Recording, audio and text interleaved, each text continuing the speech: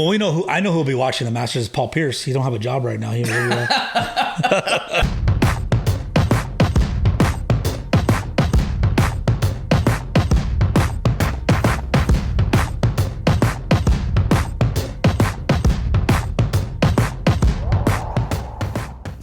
Hey everybody. What's up, guys? We're back. Jimmy Weed, Angel O here, and we got some stuff to talk about today. Oh, we got a lot of stuff to talk about. It seems like, that's the sports world. That's what's fun about it. There's always stuff to talk about, no matter what. You can choose, you can go around, the different leagues and whatever, and there's always something to talk about. The first thing, obviously, let's talk about Baylor wins the national championship. They beat Gonzaga. They spoiled the perfect season. Nobody's, been a national champion and undefeated since Indiana in 75-76. A lot of people thought, myself included, that Gonzaga was going to be the one to do it. They actually looked like, they had everything going. But man, Baylor just came out and punched them in the mouth from like the first minute on. Yeah, I mean, we all thought Baylor was going to win. I think Gonzaga was going to win. But what about Gonzaga in the UCLA game? I mean, what a game. That was a great game. I didn't think, and we talked about it, we didn't think that UCLA was going to be able to, stay with Gonzaga for that long. We thought it was going to be a blowout. And they played them toe-to-toe. As a matter of fact, I think UCLA had a great chance to win. They just celebrated too early. Not only that, but they can't play defense in the last 5 seconds of a game, it seems like. They didn't do it against Michigan State. They didn't do it against Alabama. They didn't do it against Gonzaga. Always last-minute shots hurt UCLA. Yeah, I mean, one of the things I heard is that the whole team's coming back next year. They're going to be powerful. I mean, not only that, but they've got like their real big guy, their big star was hurt this year, so he didn't even play. Right. So, tell you what though, Johnny Juzang. Oh, Juzang. He made a bunch of scouts salivate. Oh yeah, this kid can play. He can go to the draft right now. He could go to the draft. I think he could declare if he wanted to. He'd probably be a top 10. He had such a great tournament. And he was hurt. His ankle was messed up as well. Yeah. As well. And he still came back in and played.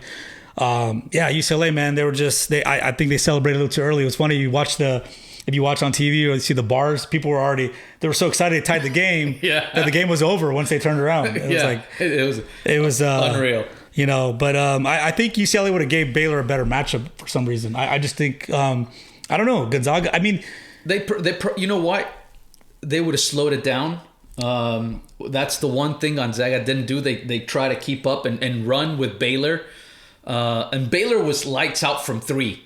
Oh. Every time that Gonzaga got close, 3-pointers. It was either Butler, Mitchell, Teague, one of those guys hitting a three, and it just seems like they got to 9, they got to 10. All of a sudden, it was 13, 15, a 16-point lead once again. It was just so hard, and obviously, it's hard when you start off 9-0, and then I believe it was like 26 or 29-10 or something like that. That was ridiculous.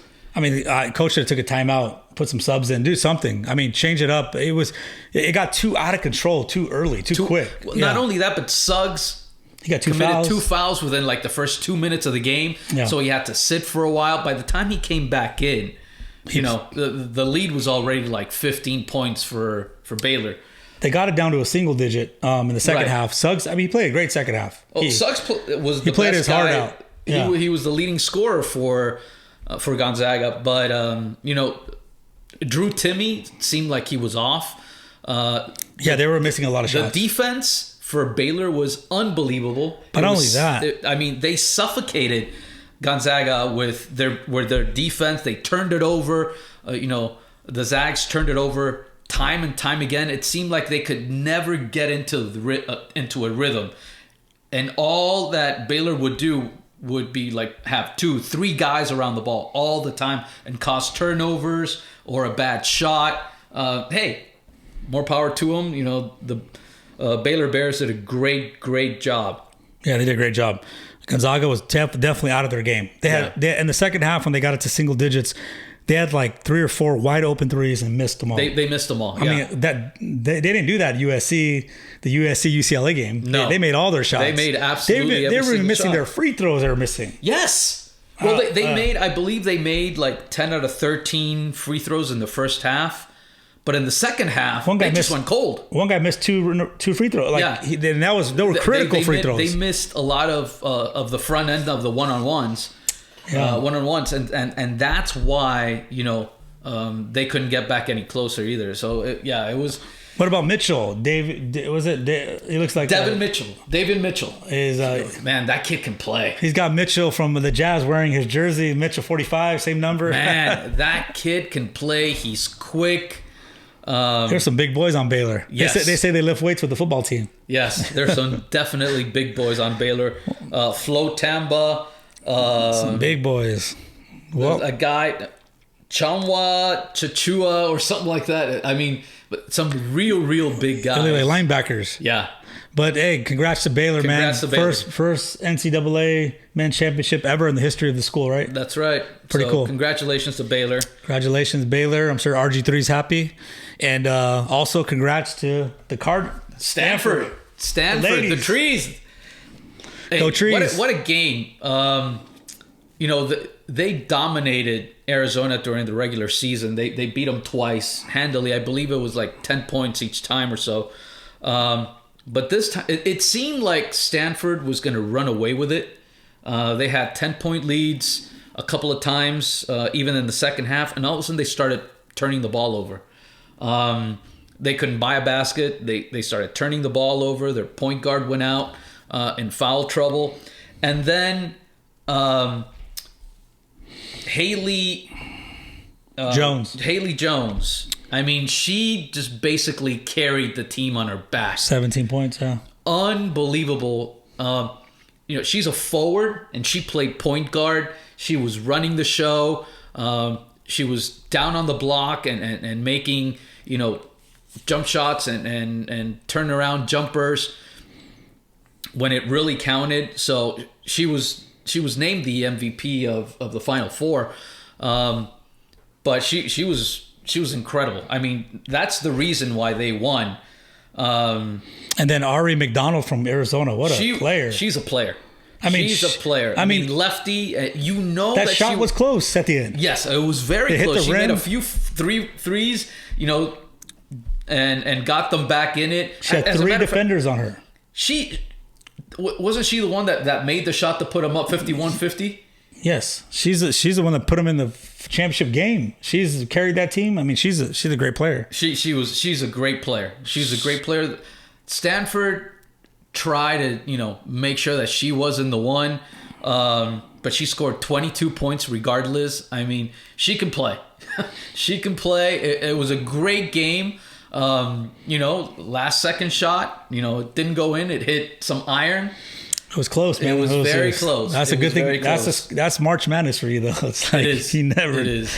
It'll give you. It's like those heart attacks they give you. But Ari McDonald is gonna have a great future in the WNBA. Yes. I mean, these ladies. Congratulations, Stanford. It's been a long time. I think since 1992 or 1993. And they were always there. They're always in which is great. The coach they got a great coach there. So, congrats. Go Trees, right? Go Trees. Go Lady Trees. I'll never forget.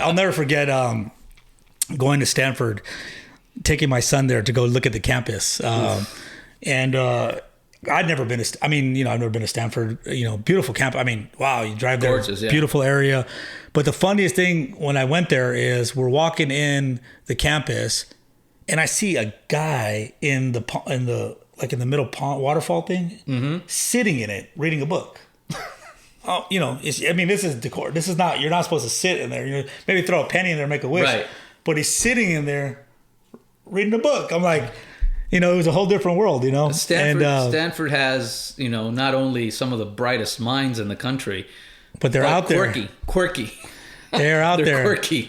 I'll never forget dropping them off to school. Just dropping them off and I'll never forget the people running around what they were wearing, and it was just like messing with the parents, like, hey, you're dropping your kid off here. And it was like, oh, Jesus, but anyways, great school and a great program there for college. Now college is over. Now we got the NFL.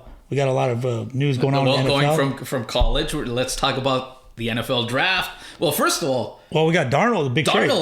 Sam Darnold. Well, we knew they were going to do something. Well, the Jets, as a matter of fact, they just came out. I believe it was this morning that their GM said, if our pick wasn't the number 2 pick in the draft, we would not have traded Sam Darnold, and we would have gone forward and stayed the course with Darnold. I don't believe it, because if you're going to trade him, I don't care if your pick is the number 6 pick or the number 2 pick. They wanted somebody else. In Darnold's defense, the Jets are a mess. No matter how you look at them, up and down, the Jets are a mess. So he's probably better off going to Carolina. I think for him, I think they're better. He's better off going to Carolina. He's got McCaffrey in the backfield, great running back. He's going to have some decent receivers. They're probably going to draft somebody else for him. But you get out from just the craziness that is New York and the Jets, which is such a dysfunctional franchise, in the last few years. So I think it's better for Sam Darnold. Now, the Panthers didn't have to give away that much to get him. I mean, they gave up a number 6 in this year's draft, and then a number 2 and a number 4 in next year's draft to get Sam Darnold. That's pretty good, if you ask me. Well, I mean, I think people forget, living here on the West Coast, being a USC Trojan fan as well, he's a good quarterback. But you got to remember, he was a top 3, top 5 pick in the draft when he was selected by the Jets. Number 2, I think, or something. So, I mean, you don't even get a number 1 pick for him. You get a number 2, a number 4, and this year a number 6. Panthers got to steal, because they're saying that he could be the Ryan Tannehill, like go to a better program. I think for him it's better, even though you got to remember he's sort of USC guy, but he's not from the city. He's from San Clemente, right down by the ocean, really chill area. Carolina's probably a better fit for him. New York, the pressure. I agree. Jets organization is horrible. It's just they got a lot of every quarterback goes there is set up for disaster. In New York, yeah, absolutely. And now they're looking to get a BYU quarterback, a Mormon kid. Yeah, well, he seems like seems like he's legit. All of a sudden, poor guy, I mean, he's going to go into where he's got so many distractions, everything that he's not supposed to do. Exactly. It's going to be all around him. Look, it probably isn't the best fit as far as the city, but he's a great quarterback. Everybody just can't stop drooling over this kid. He's got great arm strength. At his pro day, he threw a pass that everybody is still talking about. He rolled to his right, came back, and against he threw across his body like a 60-yard pass. Hit the guy on the run, on the money. Just an absolute incredible pass. And the guys that were doing, or were doing it for NFL Network, they just went, wow. I mean, this kid has incredible arm strength. Apparently, he's very intelligent. He's a great quarterback. That's great and everything. But when Aaron Donald's chasing you and you're throwing that ball, it's a little different. It's a little different game. But it's good. True. It's good. True. But if he doesn't have an O-line, how many times have we seen a good quarterback go to the NFL and the O-line just messes him up? Which is another point. I mean, that's the problem with the Jets. I mean, Darnold was one of the most sacked quarterbacks in the NFL. I mean, throughout his stay in New York. Trauma for him. Because he didn't have the O-line to protect him. So if Wilson doesn't have the O-line to protect him as well, I don't care how good he is, he's going to be running around like a chicken with his head cut off. He's got McCaffrey in the back there. He's going to Darnold in Carolina. Oh, yeah, in Carolina, I think he's going to be doing a lot better than. Yeah, he's going to do well there. Yeah, he did decent. Now, for the first time in, I can't remember how long, probably since the 90s, I don't think there's been 4 quarterbacks picked in the first round, let alone the first 4 picks. Because the NFL draft this year, number 1 is Jacksonville. And, Trevor Lawrence, right? And they're going with Trevor Lawrence for sure.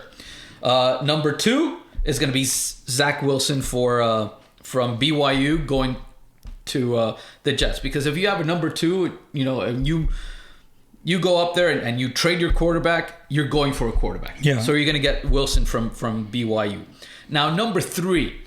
Niners. The Niners had a trade. They traded to come all the way up to number 3. Because apparently they're not totally convinced, that Jimmy Garoppolo's the guy after they paid him, $120 million plus, in his contract when they re-signed him, when they extended his contract. However, apparently they can't get rid of him this year because of the contract, so they got to wait 1 more year. That's fine. So that's fine, but they're going to draft another quarterback. Mac Jones, I think. Well, apparently there's a little bit of in-house fighting between head coach and GM. Lynch and... Lynch doesn't want Mac Jones. Apparently, Lynch wants the guy out of Ohio State. Is it Fields? Justin Fields. Huh. And, coach wants Mac Jones. We'll see. If Mac Jones goes to... Mac Jones. To San Francisco, then another thing that we were hearing, and as of late, is that Atlanta's got the number 4 pick. They're open to trading it. They're open for a trade because they need a lot of they need a lot of help on the defensive side of the ball. They need a lot of everything. So they could probably move down another team that needs a quarterback, the Denver Broncos. And they could trade Matt Ryan. Well, Matt Ryan's contract is just prohibitive, and I don't think... Yeah, it's outrageous. Right? It's outrageous. I don't think that a lot of people, a lot of teams, could put that under the cap. And Matt Ryan, he should have won a Super Bowl. Yes, he should have. That's 28-10. That's his defense's fault. He's carried the team for years. Yeah, it's his defense. He can't play defense. Yeah, how are you going to give that many points to the Patriots? So, Matt Ryan will probably still be there for 2 more years. And they could, go out and look for a quarterback later on in the draft or maybe through free agency afterwards. Matt Ryan is still a good quarterback still playing for 2 years. So they're not in dire need of Julio Jones getting a quarterback now. So they can move back. Denver could be one that moves up to try and get a quarterback. Trade with Atlanta. I think it depends on who the Niners pick. Well, it doesn't matter because if the Broncos want one of those quarterbacks and they pick and it's available at number 4, well, you could see the Broncos. They want. It depends who they want because figure if San Francisco gets Mac Jones, then there's still Justin Fields and Trey Lance, the guy from South Dakota, right, which a lot of people think has probably the best raw talent in the draft as far as a quarterback is concerned. Carson Wentz school, North Dakota? No, this is South Dakota, I believe. Oh, it's South Dakota? He's from North Dakota State, yes. Oh, the state. North Dakota State. And, he could go to Denver. I think John Elway likes him. So there's going to be a quarterback for one of those teams. It all depends on what happens after San Francisco makes their pick at number 3. I think so. I think Denver can move up to 4. Yes, because Denver can move up to 4 John and Elway get whoever they want. I don't think John Elway likes running quarterbacks. He likes a passer. Well, remember, it's been a run first, pass second type of offense for the last few years in Denver. But I think John Elway, he was that kind of just landed in that spot. He didn't really. Yeah, exactly. He didn't have a top pick. Just because their quarterbacks haven't panned out. Well, you had Peyton Manning. Well, he showed what he could do and win a Super Bowl with Peyton Manning. Just throwing the ball and having a good defense. So I think if he likes the North Dakota guy, he's going to move up. John Elway. Watch or Justin Fields. If Justin Fields is there, if he doesn't go, I don't think he likes a running quarterback. Justin Fields is a running quarterback. Yeah. Well, so is Trey Lance a little bit. But if he doesn't like a running quarterback, what if San Francisco doesn't pick Mac Jones? He's still there. Yeah. Well, the North Dakota guy fits in Denver because North Dakota's, it's not far. It's cold. He plays outdoors. He's got a gun for an arm. He's like Allen from Buffalo. Yes. Yeah.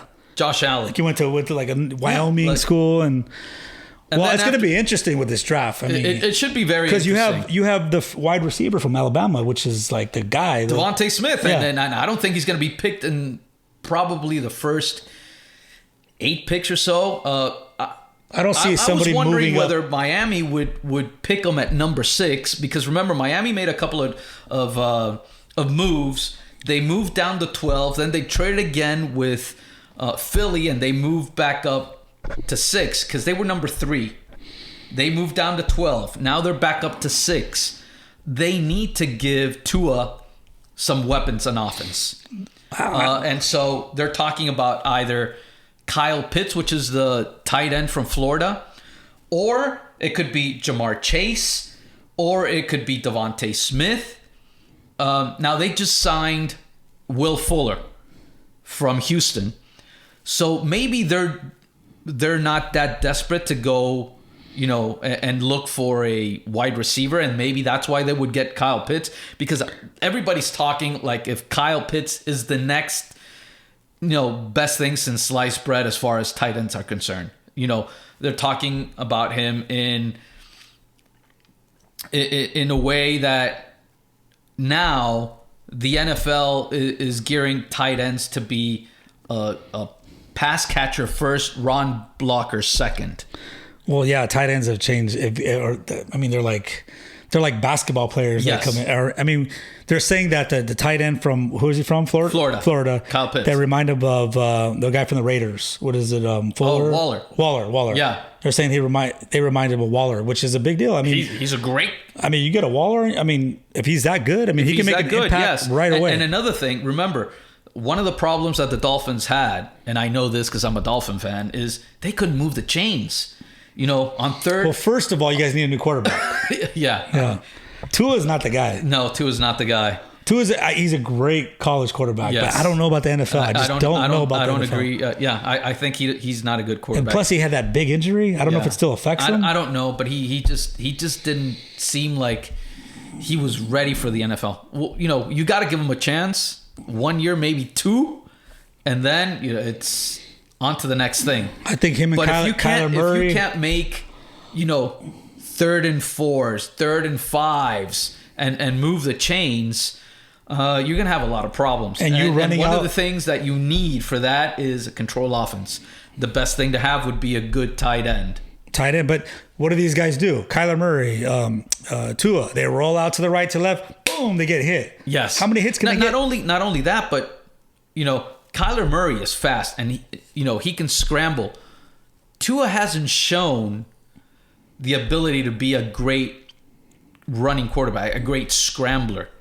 Well, he had that crazy injury. Yes. We don't know how bad that impact. That was a gruesome injury that he had. I don't know. I like Tua. He's a great guy. He's a great kid. Great kid, great family, everything. I wish him the best, but I don't know, man. For Miami, I think you guys need another Dan Marino. A freaking. Don't we wish. A guy that can walk in South Beach with his shirt just. Don't we wish. That's what you guys need in Miami. Yeah. But you know what? Maybe a Mac Jones. Maybe Mac Jones. Big thrower. But they're not going to pick a quarterback. Because the Dolphins you guys had a good. You guys played with what you had. You played a good season last year. You know what? Flores, the head coach, he's done a great job. That defense is the one that carried the team. Defense. They won 10 games because of the defense. Yeah. So we'll see. We'll see.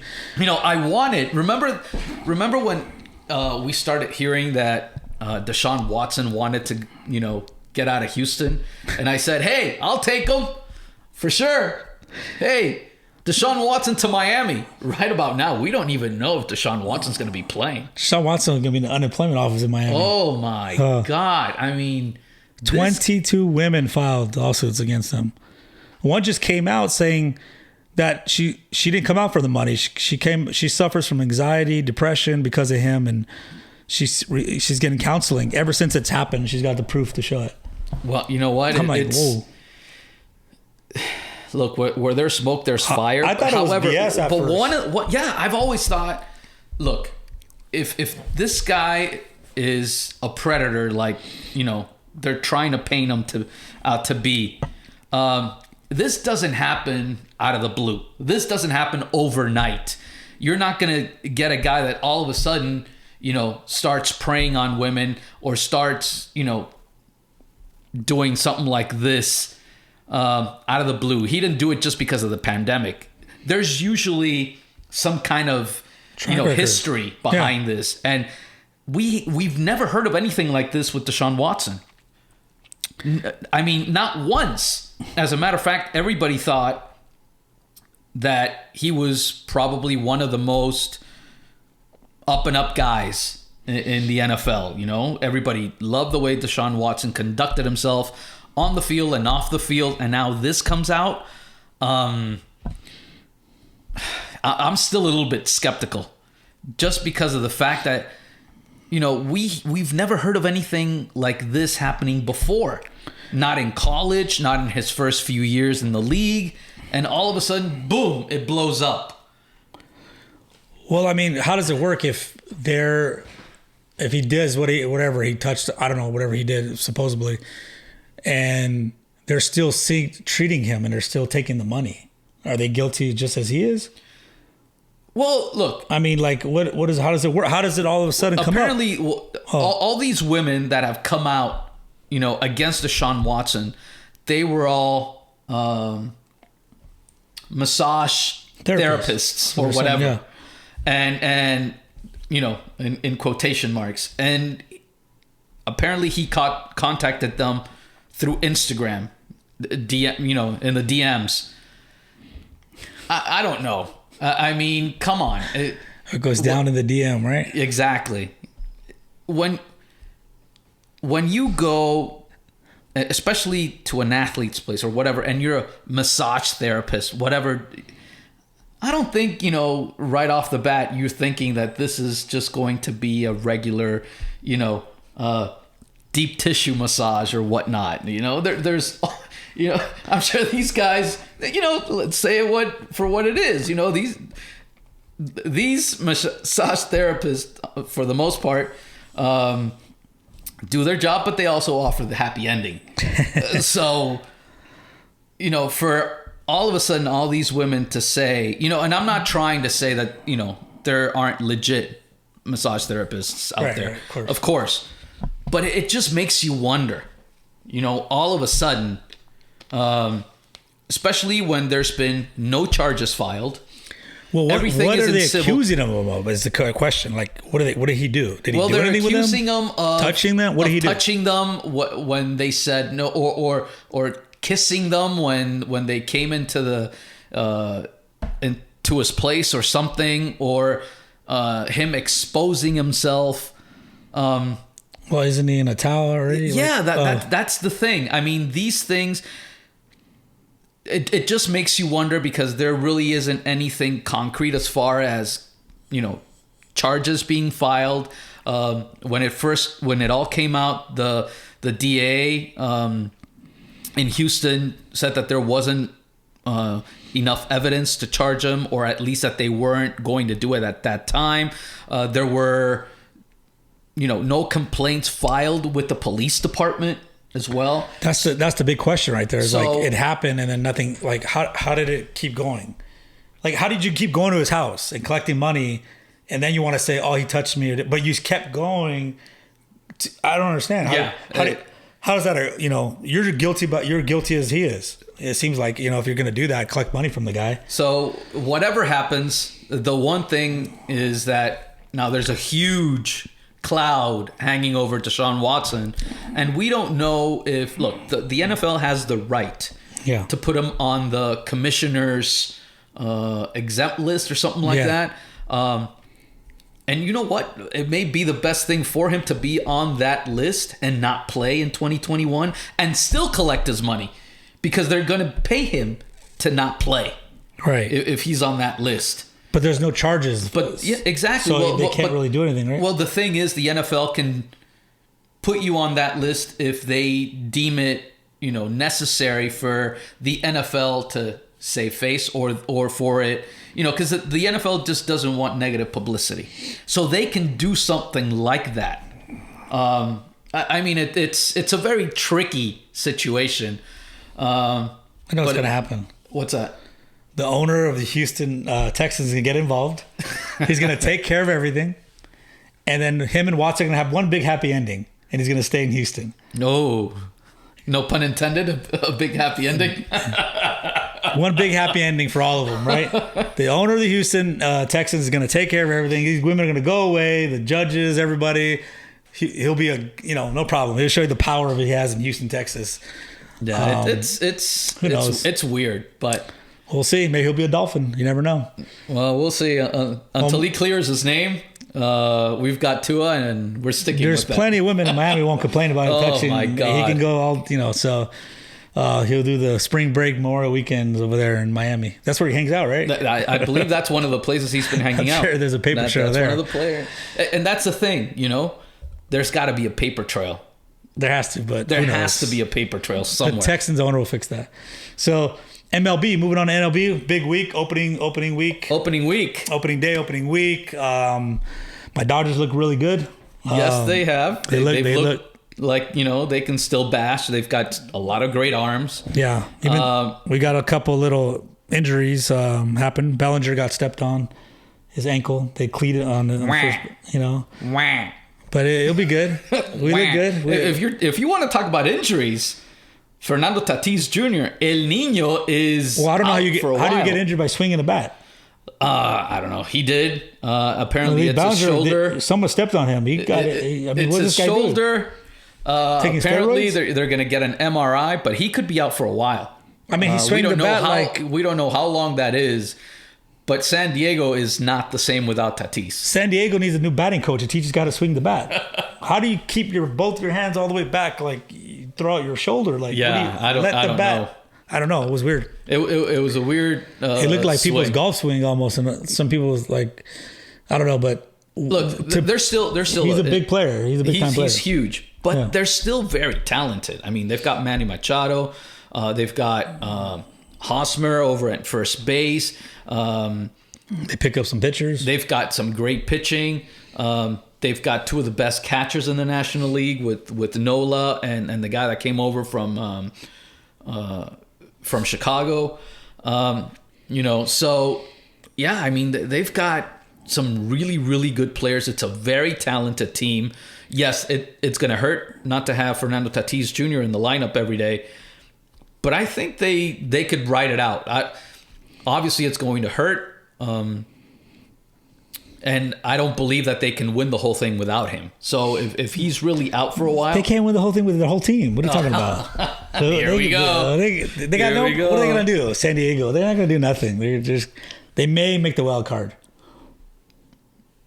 I think it's gonna be, Dodgers and Padres fighting for the division. And they're probably the best two teams in the National League. I think right now the Padres are 1A or 1B, however you want to call it. It's still early though. It's very early. It's very early, and we're back to 162 games. Yeah. It's a marathon. It's early, so it depends on who else gets injured or the team that stays healthy, and mainly pitching wise, because if your pitchers start getting hurt, that's when you're going to see teams, take a tumble. If the Dodgers for what, I mean, they've got a ton of arms, but if the Dodgers have 2 or 3 guys go on the IL for an extended period of time, Kershaw is a given that he's going to go on the IL. He goes on the IL every year. But you've got David Price. David Price is coming out of the bullpen right Tony now. Gonsolin. No, he started yesterday. He threw a gem May started yesterday. That's right. May started yesterday. Threw 0 runs. That's All right. the runs came from Price. Yeah, that's right. So David Price comes out of the bullpen. Julio Urias comes out of the bullpen. Urias started. He threw 7 innings the other day, but he didn't start. He came in the 3rd inning, I believe. Who said that? He started the game. Did he? Yeah. I thought that he came in like in the 3rd inning. You got Urias. You got Tony Gonsolin. Gonsolin's on the IR. He's hurt. See? Yeah. There you go. And then look, if Walker Buehler gets hurt anywhere during the season, then we'll see. But you've got Trevor Bauer. I mean, you've just Urias started. You've got a ton of guys, and you've got a decent bullpen. The only question right now is who's going to be the closer for the Giants. I mean, for the Dodgers, because Kenley Jansen, I don't think is going to be your closer at the end of the season. He's actually played decent in spring training, and trust me, I'd be the first person to tell you to get rid of him. But he's played pretty decent. I got to give it up. But we have Guterol. We have, who'd you talk to the other day? Victor Gonzalez. How was Victor Gonzalez? What do you say? Look, the kid, he's very humble. He made his debut last season in July against the Diamondbacks. Well. He pitched phenomenally. He was the winning pitcher in Game 6. Lefty, fired up. You have Guterol, right? Gratterall. The Venezuelan kid. Yeah. But he's hurt. But he throws 100 miles an hour. Yeah. I mean, you've got a bunch of guys. So, the Dodgers are going to be fine as long as they stay we're going to healthy. be fine because this Friday, guess what we're going to do? What's that? We're hanging up our flag, our banner for the world champion 2020 Dodgers. Okay. This Friday at Dodger Stadium. So you're going to opening day? Of course I'll be there. I thought you said you weren't going to go, that you didn't have tickets to that one. Well, magically I got tickets. They magically appeared. All right. And I got in trouble because the Dodgers said I got too many tickets, and but I gave them back, so they're fine. That's a whole nother topic. Well, you know what? It's going to be packed. But, still with social distancing. What's the capacity right now for Dodger Stadium? 20-25%? Yeah, they opened it more because of this last week. So I think it's 25% or 30%. I don't know. But it's going to be a huge day for Dodgers. Oh, absolutely. Oh, my God. They get the rings. The nosebleed tickets are going for $1,000. The red seats. That's insane. $1,000 each, man. That's insane. It's pretty crazy. I'll watch it on Fox TV. Deportes. I'll watch it on TV unless you want to be nice and take me with you. But the place where you had to talk to my dad about that one. The place where tickets didn't matter how much they were, whatever, was the Texas Rangers. Did you see Globe Life Field the other day? It was packed out. Over 40,000 people there. Absolutely packed. I guess COVID is over in Texas because most of the people that I saw, during the game there didn't have masks. I know the pandemic is serious and it's still serious. But it sure did look good to see a full stadium. It did. In a way, yes, it did. You just got to wonder, though. You got to wonder what's going to happen. Well, hopefully nothing happens. Knock on wood, But yeah, Texas. And speaking of Texas, the Astros are still getting, a lot of trash talking from fans, from everybody. Trash cans being thrown on the field. Whoever that was, good for you. First of all, how in the world did they get a trash can in the stands and then were able to throw it out on the field? It was a blow-up trash can. Oh, it was a blow-up trash can. And I believe it was Dodger fans that threw it in the field. You see how many Dodger fans were there? There was a lot. There were a lot. But you know what? The Astros knew that this was coming. Well, they got a pass. They got a pass last year. Last season they got a pass because there were no fans in the stands. They should have not given them that title. Took it away from them. And I'm not saying they should have gave it to the Dodgers, But vacated at least the championship. Yeah, that's not cool. Yeah. Like you guys cheated. They cheated. They know they cheated. They didn't really do anything to them. You know. Yeah. Now Dusty Baker says, you know what? We paid for it. Time to move on. It's a tough situation. 2 coaches paid for it. That was it. It's a tough situation that he came into. He knew what he was getting into. But you know what you're getting into with something like this, and all the Astros players knew what they were going to get into. George Springer is going to get a bunch of boos, even though he's with Toronto now. Wherever he goes, he's going to get booed. When Correa was coming out all defending and saying all those things, when Ballinger and them were calling him out, come on, man, you're guilty. You should just be quiet. Like they made it worse for themselves. Look, the one guy that I think has gotten the brunt of everything has been Altuve. When I think it should have been Bergman, the one that had most, because he's the one that coordinated most of the stuff. But Altuve is the one that's taking it on the chin for everybody. They're all guilty. Oh, I agree. But he's become the poster child for the Astros and the whole trash can banging thing. Guilty by association. So that's when he was covering himself up. Don't pull off his shirt. Yes. Remember when he hit the home run? Yes. Who does that in baseball? Like, really? Come on. And that big of a moment to beat the Yankees, whoever they played, it was Yankees. The Yankees. It was the Yankees. I mean, man, that should have been the Yankees-Dodgers World Series. They got robbed, the Yankees, and we got robbed as well. But they deserve whatever they get, so good for them. But that's insane. The fact that they were able to get a trash can out in the stands, blow up or not blow up or whatever, every game, throw it onto the field. You know what? I think probably security over in Anaheim was a little bit lax too when they saw that. You know what? Yeah, throw it. Why not? They're lucky the Astros are not playing in Dodger Stadium. I don't know if they're playing. Well, they are. They are later this year. They're coming to Dodger Stadium later this year. They better have security with them. Oh, that's going to be insane. Oh my God. Because they are slated to come to Dodger Stadium later this year. August 3rd and 4th. Man. Oh, wow. That's going to be... They don't even have tickets yet for those games. No, not yet. No, because we only have tickets for season ticket holders till June 14th, I believe. So I don't know what's going to happen, like how that's going to work. Because they're spreading everybody out. Right. Well, you may have There's more... A and B. Like you may have more people in the stadium by then. And then, it's going to be so loud. So loud. And they better take it. The Astros better take it. They better hope all the Raider Dodger fans don't show up out in the pavilion. Because oh man, that's going to be good. You got to be there. I'm sure. Both games. That's going to be probably the story for about a week before and a week after those games. I guarantee it. Oh man, it's going to be crazy. So we got another big week this week. This is the Masters week. It's Masters week, yeah. Green jacket. Tiger Woods bummed out he can't be there. I would think he would be able to be there by now. What do you think? I don't know. I mean, the extent of his injuries seem to be pretty serious. I read somewhere that apparently authorities know what happened, but they're not willing to publicize it. They don't want to come out with the information. Why?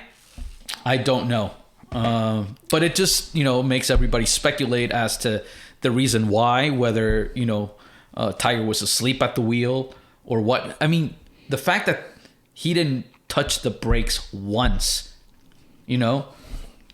he flew over the median and flew right over the hill or whatever. It makes you wonder. It really does make you wonder. But now, obviously Tiger's not there, which would have been a huge story. I think a lot of people right now are saying, well, who's going to win the Masters right now? Lately, it's been, your big hitters. Who's the biggest hitter in golf right now? Is Bryson DeChambeau. And this kid is probably hitting it as far as anybody else. Spieth just won over the weekend. I think he's coming into his own. Who's your favorite? Well, I don't have a favorite, but a guy that might surprise everybody is Abraham Answer. The Mexican. Well, he claims Mexico, but he's born in Texas. But yeah, he represents Mexico. But he played really well at the last Masters in November. Yes, he was in did. second place in the final round with DJ, and so he might be a surprise. But I watch out for Justin Thomas. Yes. He won a couple weeks ago. Jordan Spieth looks great. He's he's got a swing back. I mean, golf is crazy. Look, you know what? John Rahm just had a kid. He's distracted. I don't know. He just had a kid, but yeah. I was about to say, Augusta has been good to Spaniards. That's true. Sevi Ballesteros and Jose Maria Olazabal. Sergio Garcia. Sergio Garcia. So why not John Rahm? So, that would be another guy. Rory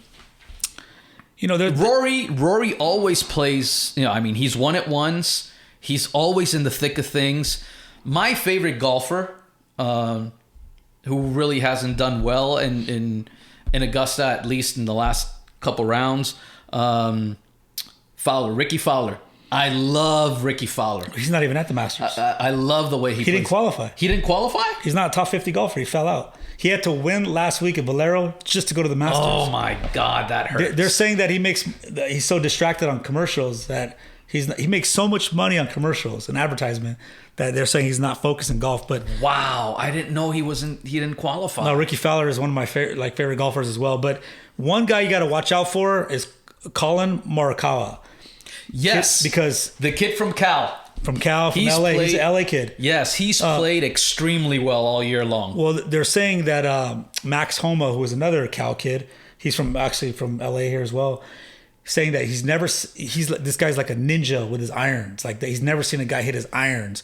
And one of the things about Augusta, you got to be precise. Yes. I mean, Augusta's, look at Rory McIlroy a few years back where he had the lead going in and he lost it. He lost how many strokes? He just lost his whole game. Yep. So who knows? It's a big event.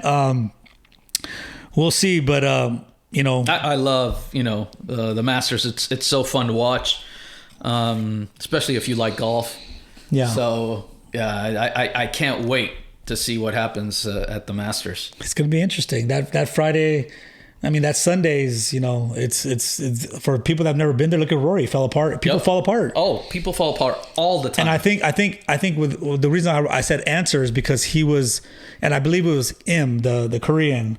There was the last three. It was Im, Answer and Johnson were the last three pairing on the Sunday. Dustin Johnson, DJ. Yeah, Dustin Johnson. He can also hit it a mile. Well, he won it, but this was November because it got delayed. Right. So they're fresh off the Masters still, and I think what happened with Answer was it was a big stage for him. It was like, whoa, he didn't do well in the last day, but he did well the first 3 days. Right. But now he could use that to his advantage. So who knows? We'll see. It'll be awesome to see a new guy win the Masters and get the green jacket from DJ.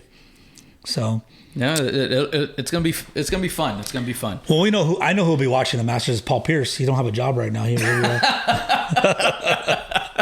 Oh my God! What can we say about Paul Pierce? These are very dangerous. Those of you one of the things that I've been told, and obviously, working on TV and all that stuff, I'm very cautious about what I post,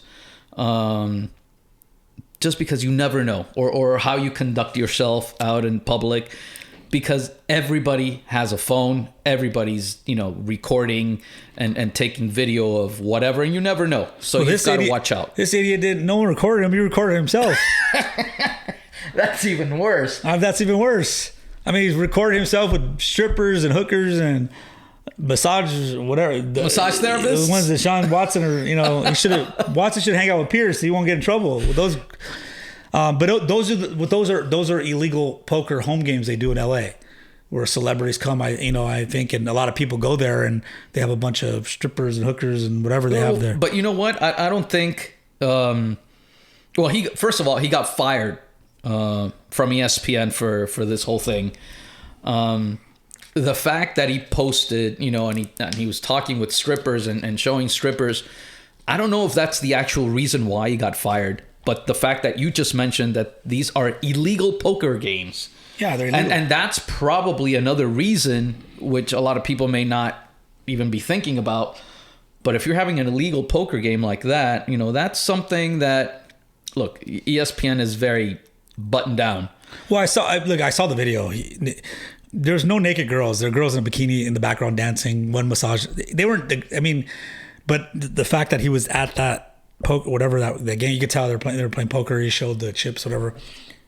That's probably the reason. I mean, that's probably the reason. He's a public figure. I mean, he's a public figure. He's on TV, and then I believe a fan also made some comment regarding Rachel Nichols, and then that started the whole thing going on Twitter. Oh, I don't remember that. Yeah. So he said something, and then apparently Rachel Nichols was trending on Twitter because of this, because of a comment by a fan on Instagram Live.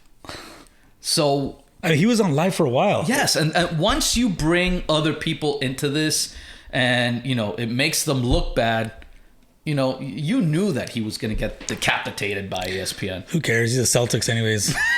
I was waiting for that one. Freaking guy. I was waiting for that one. They should fire him, send him back to Boston, go live over there.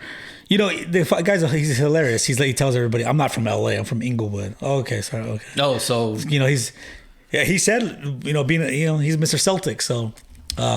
So he's not from LA. He's from Inglewood. Oh, okay. All right. He's from Inglewood. Sure. Well, he can go to Inglewood and say wear a Celtics jersey around Inglewood. See what happens. Exactly. Yeah. Yeah. I'm from Inglewood. Yeah. Or wear an Astros jersey. Either one, he'll be in good shape.